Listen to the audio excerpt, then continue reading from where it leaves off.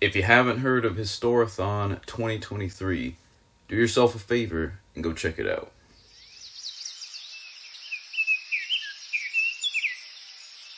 Hey, what's going on, everybody? Justin here, and in this video, I want to share my thoughts and a potential TBR kind of short list on a readathon that I recently discovered, and it is the Historathon 2023, and this is a year-long reading initiative event type of thing, I guess, going on in the BookTube universe, and this was created over at Revenant Reads, and he has a whole bunch of co-hosts. I think there's like 8 or 9 of them at this point. But I think it was Bill Rutenberg's announcement video first. And I'll leave a link to all of their channels down below. I checked everyone out and they all seem pretty cool, so definitely go give them a subscribe, look and watch and all that kind of cool stuff. But like I was saying, I saw Bill's announcement video and I was like, yeah, this sounds right up my alley, as you can see with, my nice history collection here. And history probably is my second most read genre behind my nature books now, but historically history has been my number one genre, except for the past couple of years. But yeah, I think this will just definitely give me a good push to read a whole bunch more. And it's a really chill and relaxed, approachable readathon, which I think is really good for nonfiction in general, but especially with history. History definitely gets sort of like bad reps sometimes of being like boring and dry. And trust me, there actually is plenty of boring and dry history books that kind of suck, to be honest. But there's actually plenty of really good ones. Sometimes they're humorous, sometimes they're just really like sharp and snappy, and just you get a lot out of them without it being a slog and everything. But anyways, I think generally the rules were pretty straightforward. The year's divided into 4 3-month quarters, and I think they split the era from like prehistory to 500, so pretty much the ancient and classical worlds for the first quarter, the medieval world for the second quarter, and then 1500 to about 1800 for the third one, and then 1800 to the present.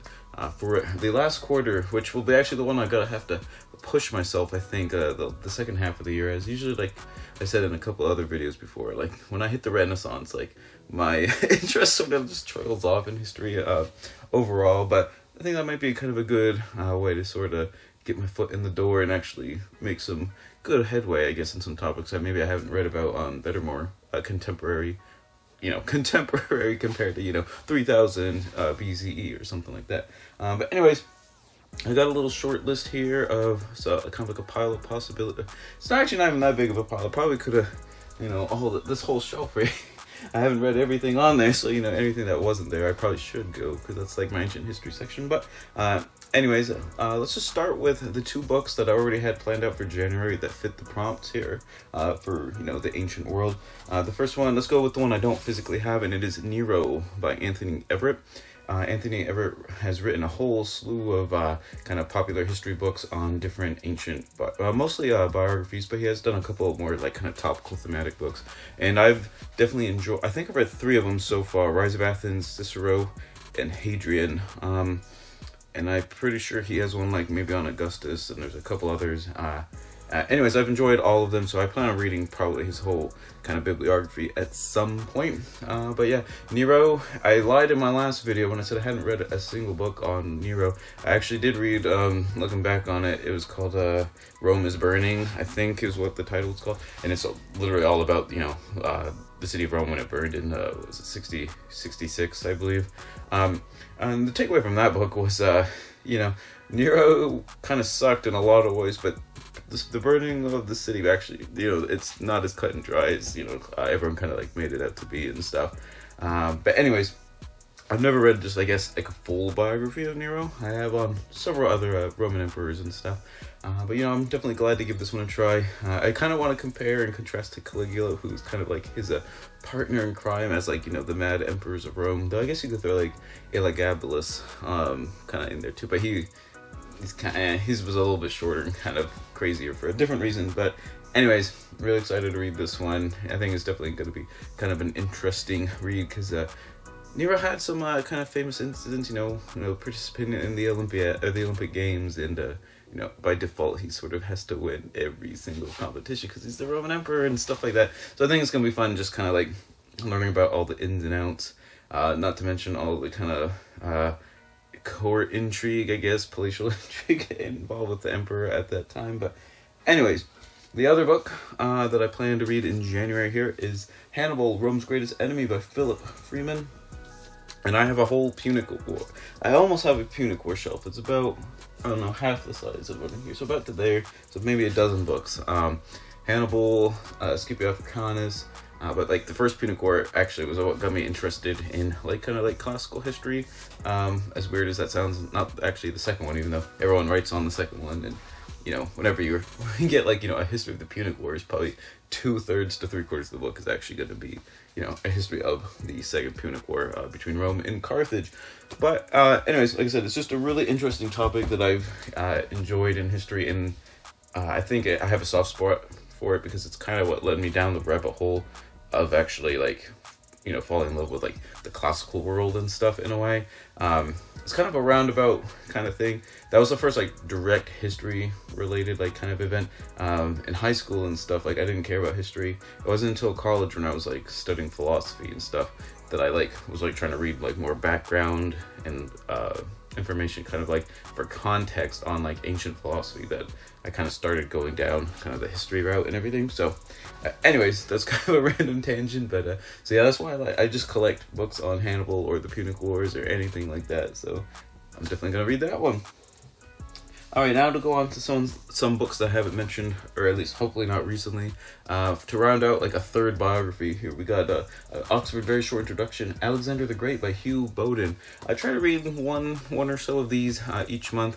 I did have another one picked out for Epicureanism, so in case I don't want to go into that route, I'll pick up this one. For those who don't know, I've mentioned several other kind of videos.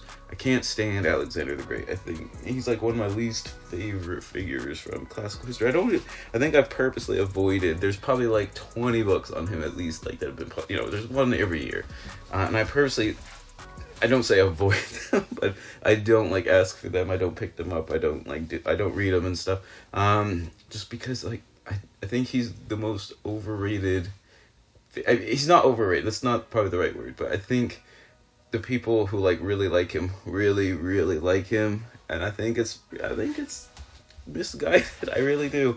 But anyways, maybe I should read just like a whole slew of Alexander the Great biographies. That way I can just like review them and do like this giant spiel of me basically complaining about Alexander the Great and why he actually was really bad. I think that would be kind of interesting.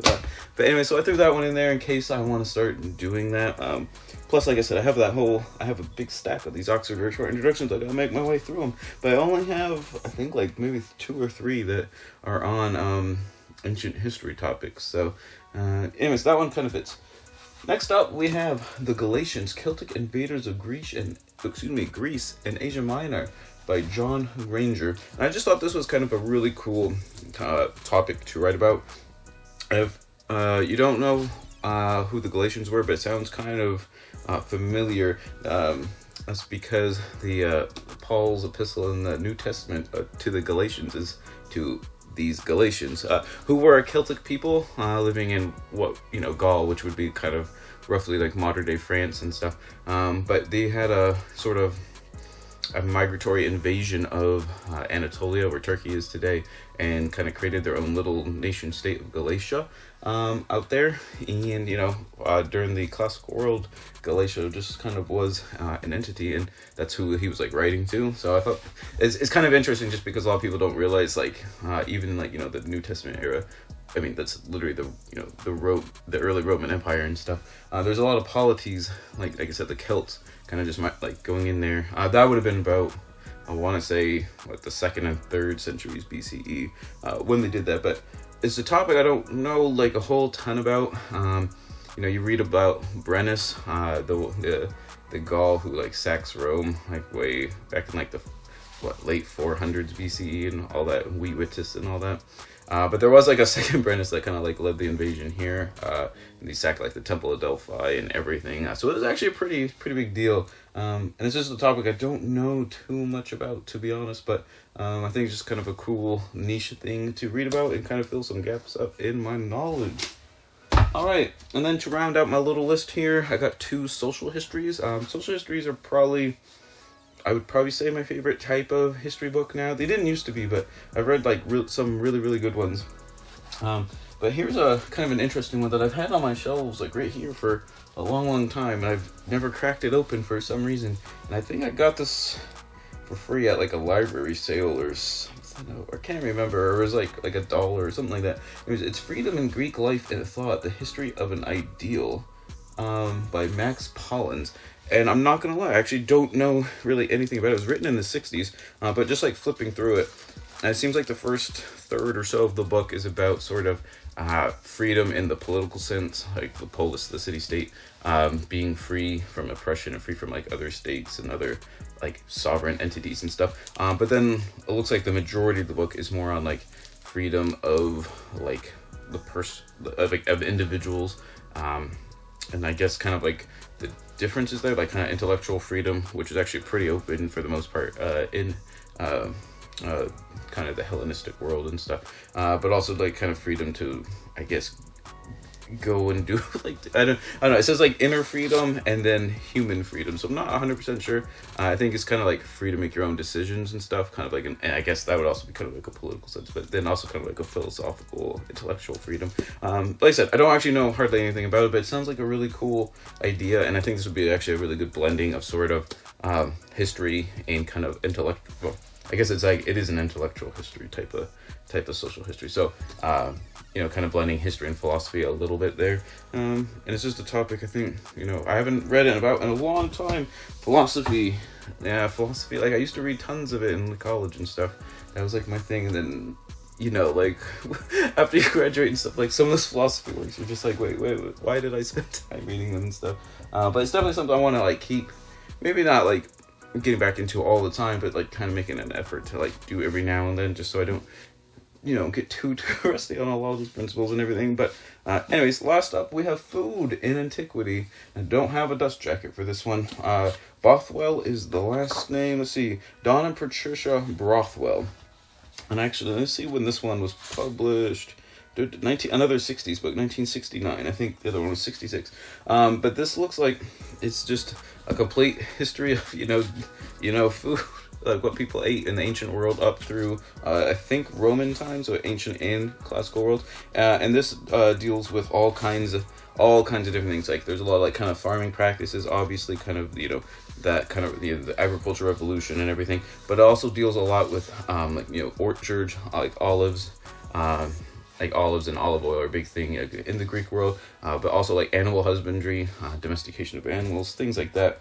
There's even like things on like honey and other sources of sugar. So like honeybees were kind of domesticated, but things like that in the ancient world. So I think stuff like that is just really cool. It has to deal with how people actually lived, and when they wanted something to eat, you couldn't just like go in, like you didn't just go like go into your kitchen and open up the fridge and stuff and just like find something that was a little bit more complicated back then. So it was kind of something you had to plan for and everything like that. But I don't know, I love stuff like that. So let me know if this history or Historathon sounds like a fun idea for you. If you've heard about it, let me know in the comments below if you want to join in. I definitely will be, for sure. Probably do a few more videos. Maybe a ancient history kind of like recommendation video for those who want to join in this as well. If you made this far, thank you so much for watching. Don't forget to like, comment, subscribe, all that kind of jazz stuff. I forgot a sign to plug my Etsy shop, but that's definitely the best way to support the channel. If you feel inclined to do so, just checking out some of the listings and liking items and whatnot. But whether you're reading ancient history or not, always remember, read victoriously.